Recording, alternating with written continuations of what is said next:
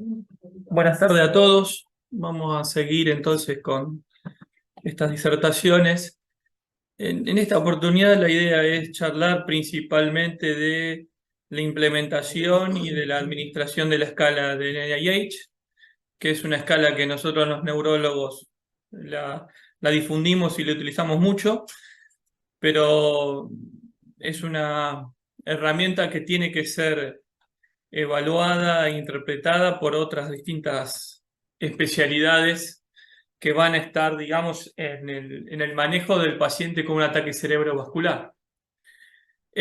Nos sirve para conocer el estado neurológico del paciente, la evolución y su pronóstico. Va a graduar la severidad del stroke, como bien previamente comentó Silvio. Su lenguaje entre nosotros nos ayuda en la toma de decisiones terapéuticas y es universalmente utilizada. Para poder efectuarla debe ser ordenada, no adelantarse a los ítems, realizar ítem por ítem, no instruir previamente al paciente. Generalmente se debe puntuar el primer intento.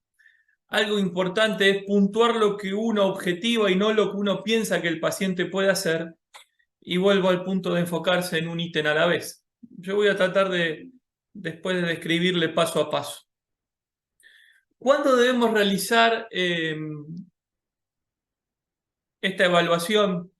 Lo planteaba Silvio, o sea, después de la evolución primaria en emergencias del ABC, la extracción del laboratorio y la realización de la tomografía. O sea, el NIH no debe retrasar estas determinaciones previas en cualquier paciente que tenga una escala de Cincinnati alterada, con la cual estamos sospechando que está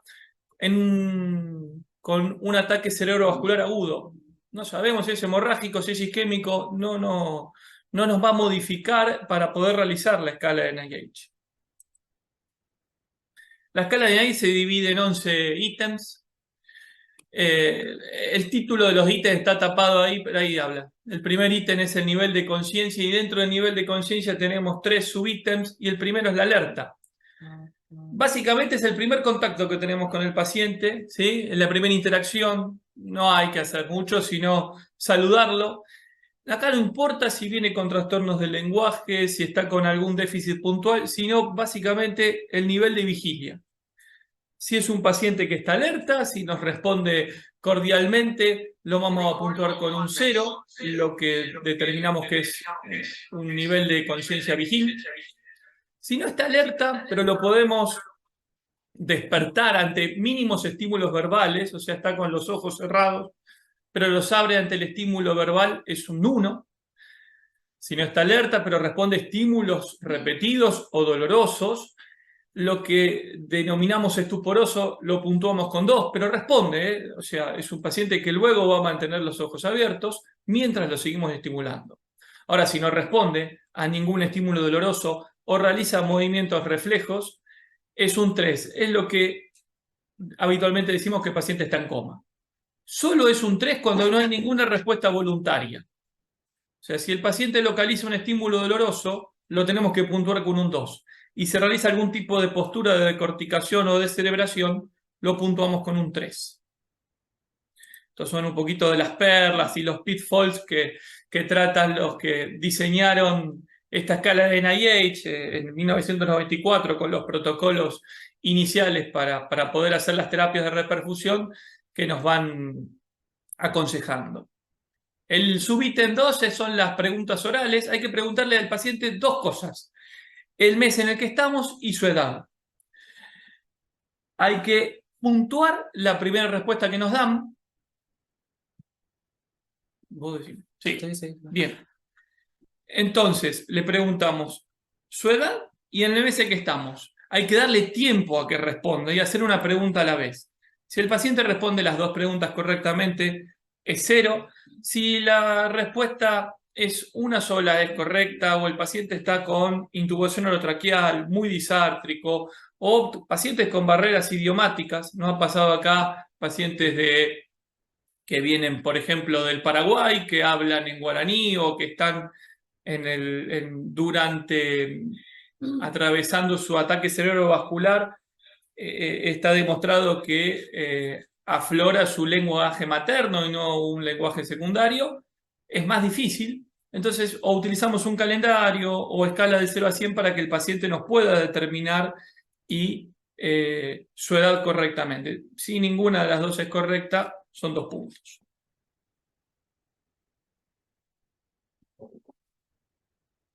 El último subítem del punto número 1 son las órdenes motoras. ¿Qué le decimos al paciente? Que cierre y abra los ojos. Y además le decimos que cierre y abra su mano, o en otros lugares dicen que haga un puño con su mano del lado no parético. Lo mismo, tenemos que dejarle tiempo a que responda. Si ambas respuestas son correctas, es 0. Aún si el intento es correcto, pero incompleto debido a la paresia. Pero si intenta realizarlo, lo que nosotros le decimos lo tenemos que puntuar correctamente. Si solo es una respuesta 1 y si ninguna es correcta, 2. Siempre puntuamos el primer intento. Si puede realizar, si el paciente tiene algún trastorno del lenguaje o está intubado, podemos hacerle la mímica de la acción para que pueda imitarnos y también lo vamos a valorar correctamente. El ítem 2 es la mirada conjugada. Le decimos al paciente que siga con los ojos el movimiento de nuestros dedos en forma horizontal. Primero, y si vemos que tiene alguna dificultad, le vamos a hacer la maniobra de los reflejos oculocefálicos. Si el paciente sigue a ambos lados de la mirada es un 0, si le cuesta pasar la línea media o tiene un compromiso de un par oculomotor es un punto, lo que nosotros denominamos una mirada preferencial. La diferencia con el punto número 2 en un paciente que o no puede movilizarse hacia el otro costado o tiene una desviación forzada, es con los movimientos oculocefálicos. En el ítem anterior nosotros podemos vencer esa resistencia, pero cuando tiene una desviación forzada de la mirada, por más movimiento oculocefálico, el paciente sigue con la mirada desviada hacia un costado. Esa es la diferencia entre 1 y 2 para poder puntuar. Los campos visuales por confrontación, que es el tercer ítem, tenemos que realizar una maniobra de una evaluación de los campos visuales a 1 metro de distancia y ocluyendo un ojo a la vez. Se puede pedir si el paciente reconoce que el ojo se mueve el dedo se mueve, o hacerle números con los dedos. Me parece más sencillo verificar si el dedo se mueve o no, principalmente cuando está alterada la comunicación. Si tenemos que evaluar tanto los cuadrantes superior e inferior de cada ojo, por lo cual estamos hablando de que son 4 cuadrantes por ojo. Si no tiene ninguna alteración en ninguno de los 4 cuadrantes es un 0. Si tiene una alteración en un cuadrante en cada ojo, ¿sí?, es un punto número 1. Si tiene una hemianopsia, o sea que están alterados los mismos cuadrantes de cada lado, tanto superior o inferior de cada ojo, lo que corresponde a una hemianopsia, es un 2 en la escala. Y si tiene ceguera total, o sea, como que no ve con ninguno de los 4 cuadrantes, es un número 3. Generalmente en neurología estamos entre el punto 1 y el punto número 2. Y también la heminegligencia visual, que es un ítem es una valoración del ítem 11. Si el paciente cuenta con una negligencia visual, también lo vamos a puntuar con 1. Si hay enucleación ocular, solo va a evaluar el ojo que es posible. No importan los antecedentes oculares previos, se puntúa lo que se ve y no lo que se piensa. Paresia facial, le decimos al paciente que nos enseñe los dientes, como que sonría, que levante las cejas y que cierre con fuerza ambos ojos. Si el paciente está alerta. Si el paciente no está alerta, uno utiliza la maniobra de Foix, que es una maniobra de estímulo doloroso por debajo, digamos, de la articulación temporomandibular. Si hay una contracción simétrica, tanto de la porción superior e inferior de cada lado de la cara, es un 0. Si hay una mínima simetría, lo que podría ser explicado por un borramiento del surco nasogeniano, es un punto. Si tiene un compromiso solo de la porción inferior de la hemicara afectada, es 2. Y en cambio, si está afectado tanto la porción superior como la porción inferior de un lado de la cara lo que asemejaría una parálisis facial periférica son 3 puntos. No importa si el paciente viene con antecedentes previos, se puntúa igual. Con relación a la fuerza motora, ¿sí? Vamos a examinar las 4 extremidades, una extremidad a la vez. Empezamos primero por el brazo no parético. Entonces es importante la postura. Se dice que tiene que extender el brazo a 90 grados si está sentado o si está en decúbito dorsal a 45 grados, con las palmas hacia abajo.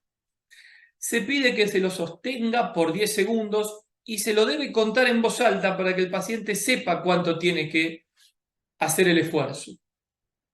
Si el paciente puede mantener la posición por esos 10 segundos, es 0. Si cae lo que en inglés dicen que es un drift, o sea, si desciende antes de los 10 segundos pero no toca la cama, es un punto número 1. Si desciende dentro de los 10 segundos y la extremidad toca la cama o toca otra parte de su cuerpo, punto número 2. Si hay un movimiento pero no vence la gravedad, es punto número 3. Y si directamente no tiene ningún tipo de movimiento, no hay ni contracción muscular, es número 4. Lo mismo se hace con el lado izquierdo. Y con relación a la pierna, también primero la parética, y hay que levantar la pierna 30 grados. Pero en este caso se le pide que lo sostenga durante 5 segundos. Y es importante que el paciente escuche que nosotros estamos contando. Si lo sostiene durante 5 segundos, 0. Si disminuye la altura de la postura de la pierna dentro de los 5 segundos, pero no toca la cama, es un punto. Si llega a caer dentro de los 5 segundos tocando la cama, son 2 puntos. Si hay movimiento, pero no vence la gravedad, o sea, no alcanza a sostener, son 3 puntos. Si no hay ningún tipo de movimiento ni contracción muscular, es 4. Y luego lo hacemos del lado izquierdo. Si el paciente está amputado o tiene un yeso, se lo puntúa como 0.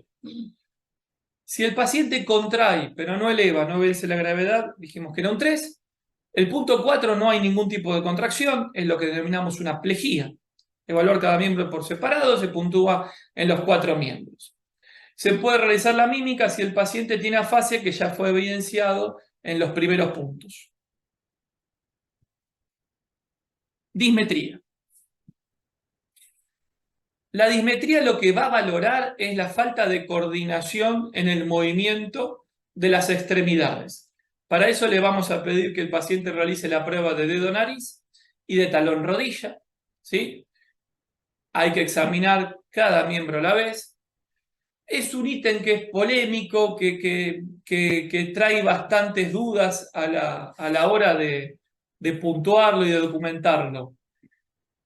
Lo que se dice es que para poder puntuarlo, la dismetría debe ser más significativa que la paresia si llega a ser presentada. Si solo tiene dismetría y no tiene paresia, por supuesto que debe ser puntuado.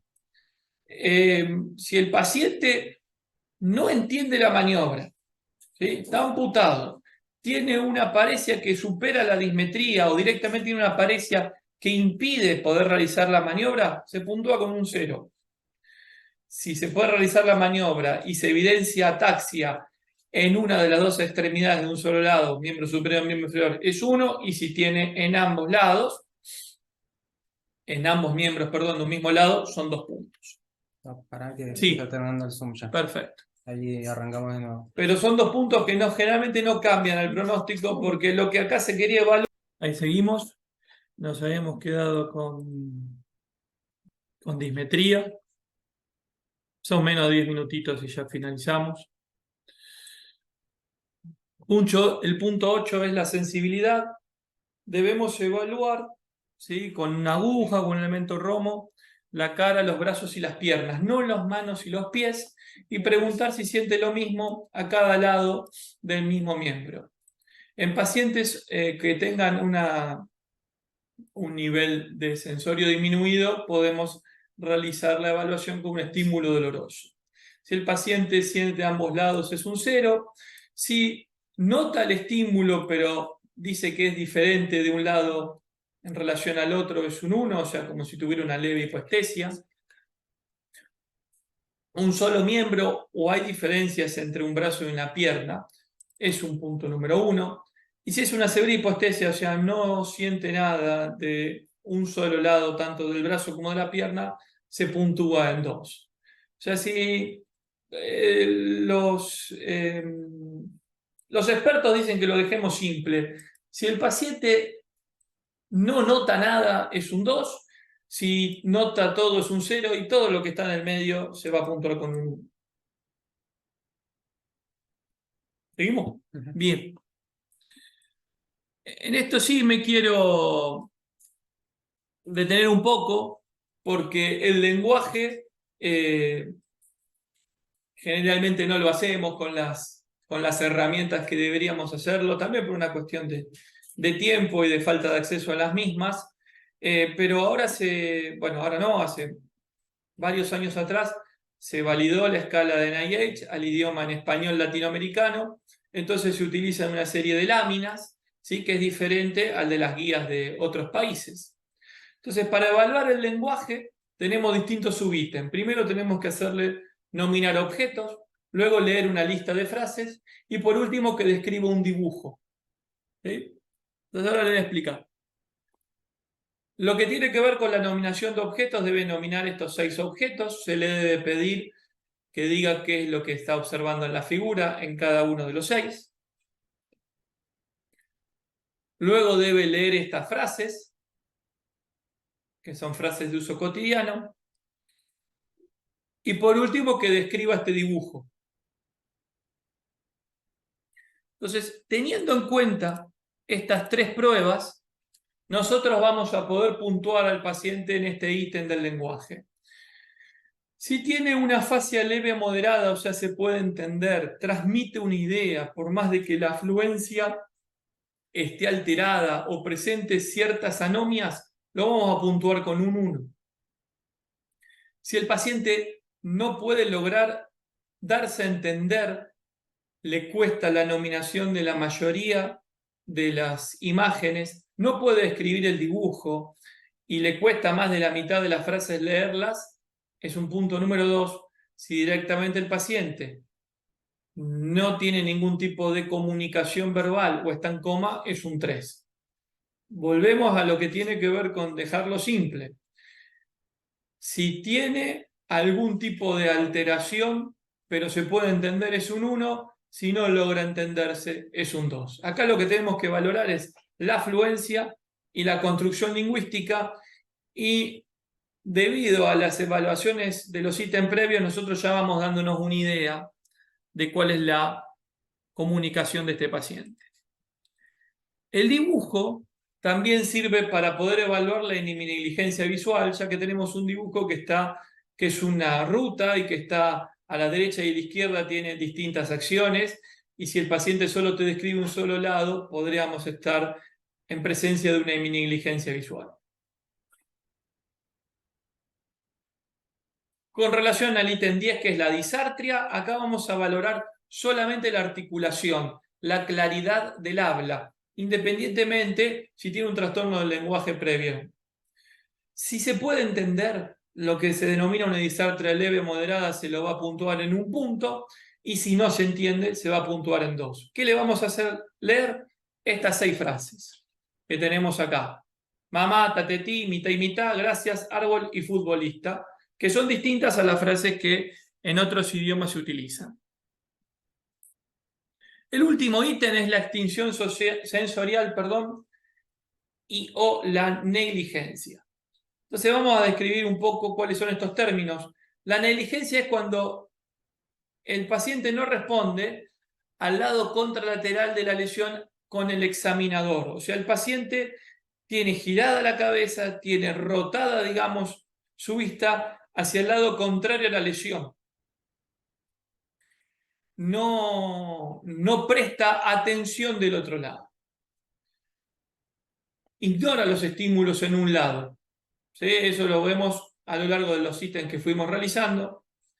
Y la extinción es cuando se utilizan estímulos bilaterales simultáneos el paciente no es capaz de percibir un lado, tanto sensitivos como visuales. Por separado los percibe, pero cuando son bilaterales no. Eso es lo que diferencia una hemianopsia de una heminegligencia visual. La hemianopsia en forma unilateral está alterada y en forma bilateral también está alterada. Y en cambio en la heminegligencia visual está solamente alterada en forma bilateral.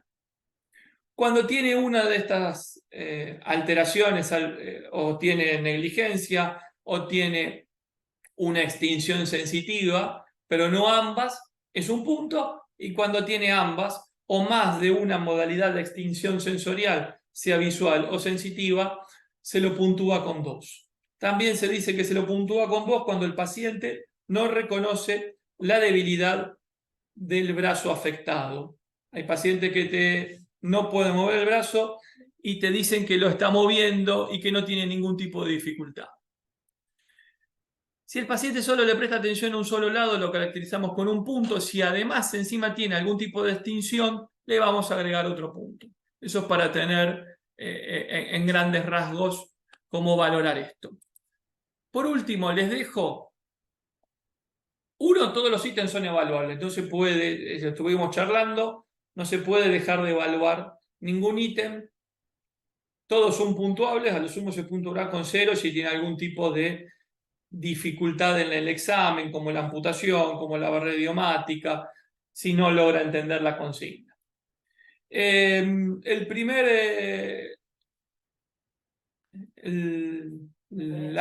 link, es la fuente, ¿no?, de esto de la validación del NIH a la cultura latinoamericana. Después tenemos un video de la explicación de la escala de NIH en español. Y por último también una aplicación en el celular para poder puntuar la escala de NIH, que me parece muy útil cuando uno tiene que estar examinando al paciente y además también para poder hacer el seguimiento horario del mismo una vez que sea efectuado el tratamiento. Decíamos que nos sirve para tomar las decisiones terapéuticas porque si el paciente tiene un score, lo que dicen las guías, ¿no?, menor de 4 y mayor de 24, el paciente es candidato para trombolisis por la realización de la escala de NIH. No estamos evaluando otros aspectos y lo que quiero es que el NIH no retrase el resto de las determinaciones, como decíamos, laboratorio, tomografía, esos son prioritarios, y después cuando se está analizando, el médico tratante y el médico a cargo del paciente, ese es el momento donde debe realizar el NIH y no tiene que el examen retrasar el resto de las otras determinaciones.